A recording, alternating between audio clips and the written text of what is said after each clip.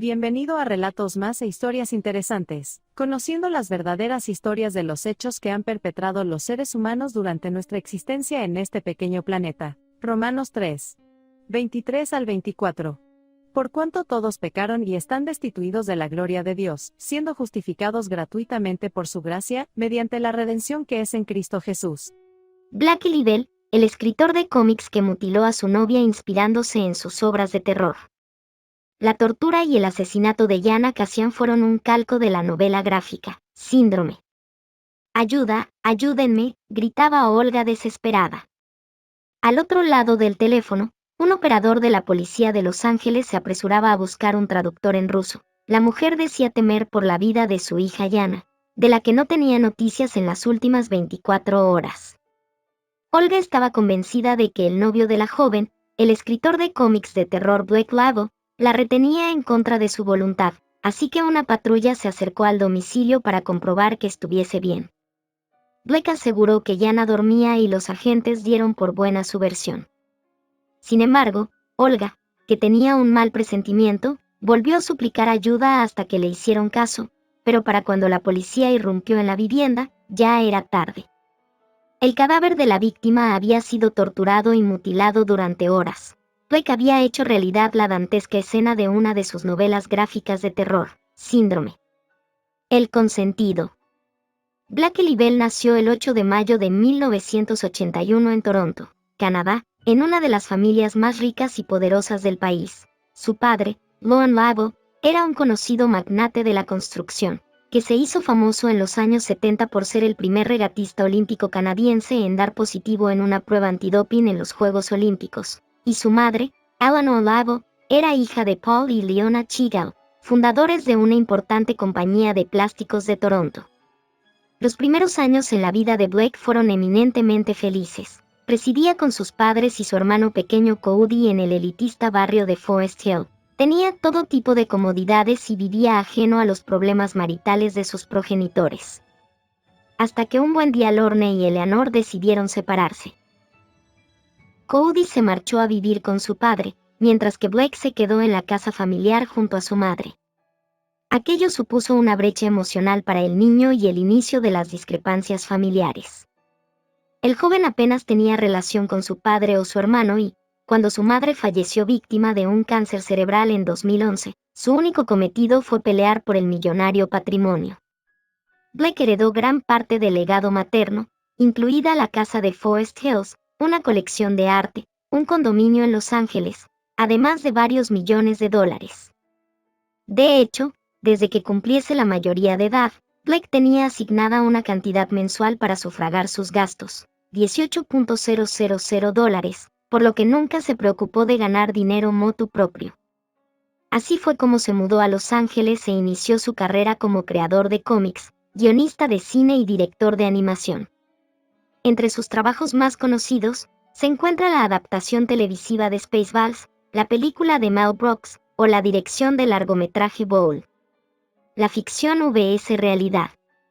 Su obra de terror Síndrome, publicada en 2010, le reportaría fama años más tarde al emular el contenido de sus viñetas poniéndose en la piel del protagonista, un asesino en serie que obtiene placer sexual torturando y matando mujeres. Si te encantara lastimar cosas, ¿qué harías?, dice el prólogo del libro. Síndrome contiene inquietantes dibujos del psicópata obsesionado con la brutalidad y la violencia, algunas imágenes de mujeres decapitadas y colgadas de un techo, otras donde están ensangrentadas sobre una cama, además de aparecer una mano goteando sangre y un estómago acuchillado junto a la frase "ellos matan, nosotros matamos". Al final, todos nos convertimos en monstruos. Pese a la crueldad latente en la historia, ninguno de sus compañeros de trabajo presagió lo que ocurriría tiempo después. De hecho, aunque lo consideraban un tipo un tanto excéntrico, lo cierto es que siempre le vieron como un hombre tranquilo, bondadoso y agradable incapaz de hacer daño a nadie. Los romances. En aquella época, el escritor conoció a su futura mujer, Amanda Brown, con la que contrajo matrimonio en 2011 y tuvo su primer hijo. Sin embargo, a comienzos de 2015, Blake empezó a comportarse de una forma errática y paranoica, y, ese mismo verano, cuando Amanda estaba a punto de dar a luz a su segundo hijo, El joven decidió abandonarla y pedirle el divorcio. Nadie de su círculo cercano entendió aquel giro tan repentino y radical. Semanas después, el novelista conoció a la ucraniana Yana Kasyan, una abogada de 30 años recién llegada a los Estados Unidos, cuyo sueño era establecerse en Los Ángeles, perfeccionar su inglés y formar su propia familia. Todo se materializó al enamorarse de Blake y mudarse con él a un apartamento de Beverly Hills. El millonario la agasajó con viajes, cenas, regalos caros, incluso con la compra de un Mercedes descapotable. Pero el idilio no era tan perfecto como Yana se pensaba. Mientras ella se quedaba embarazada, Blake llevaba una doble vida y tenía una amante, Constance Bacafury, que residía en otra de sus viviendas a pocos kilómetros de distancia. En la primavera de 2016, la madre de la ucraniana, Olga Kasyan, viajó a Los Ángeles para acompañar a su hija en las semanas previas al parto y asistirla tras el nacimiento de su nieta Diana. La mujer vio en Blake a un hombre amable y bueno, pero tras la llegada de la recién nacida algo cambió. La abogada le confesó a su madre que el escritor estaba molesto y celoso por las atenciones ofrecidas a la bebé, y éste empezó a sospechar que algo no iba bien. La rusa no iba desencaminada. A mediados de mayo, la policía arrestó a Blake por cometer una agresión sexual grave. La víctima en cuestión era la amante, Constance, una información que Yana desconocía por completo. Horas después, el escritor quedó en libertad bajo fianza de $100,000, pero antes de que el millonario regresase al apartamento de Beverly Hills, Yana ya se había llevado a su hija con su madre a un hotel. No quería volver a verlo. Ahora bien, Blake no iba a permitir que nadie rompiera con él. Era un niño malcriado, acostumbrado a tenerlo todo, y que Yana lo abandonase no era una opción. Por eso ideó la manera de vengarse de ella y sacar toda su rabia sin levantar sospechas. Fingió estar arrepentido y necesitar pasar tiempo con su novia para resolver sus problemas. La ucraniana, dolida pero todavía muy enamorada, accedió sin pensárselo 2 veces y dejó a la niña con Olga. Marcharse a aquel apartamento terminaría costándole la vida. La carnicería. La mañana del 24 de mayo, Yana llegó al apartamento y sufrió una terrible sesión de torturas, vejaciones y mutilaciones similares a las que Blake escribió en su novela gráfica Síndrome. Según la autopsia, le arrancó todo el cuero cabelludo, que jamás fue encontrado, también le seccionó la oreja derecha, parte del rostro y el cuello hasta llegar a la mandíbula. La cara y los hombros tenían una gran cantidad de moretones y abrasiones, e incluso, había una marca de mordedura humana. No contento con esto, Blake la arrastró hasta el baño y la metió en la bañera llena de agua. Quería drenar toda la sangre del cuerpo. Tras 8 agonizantes horas, Yana finalmente falleció. Acababa de cometerse uno de los asesinatos más brutales de Hollywood. Al mismo tiempo que Yana era mutilada salvajemente, su madre trató de ponerse en contacto con ella, la llamó en 6 ocasiones y le envió decenas de mensajes.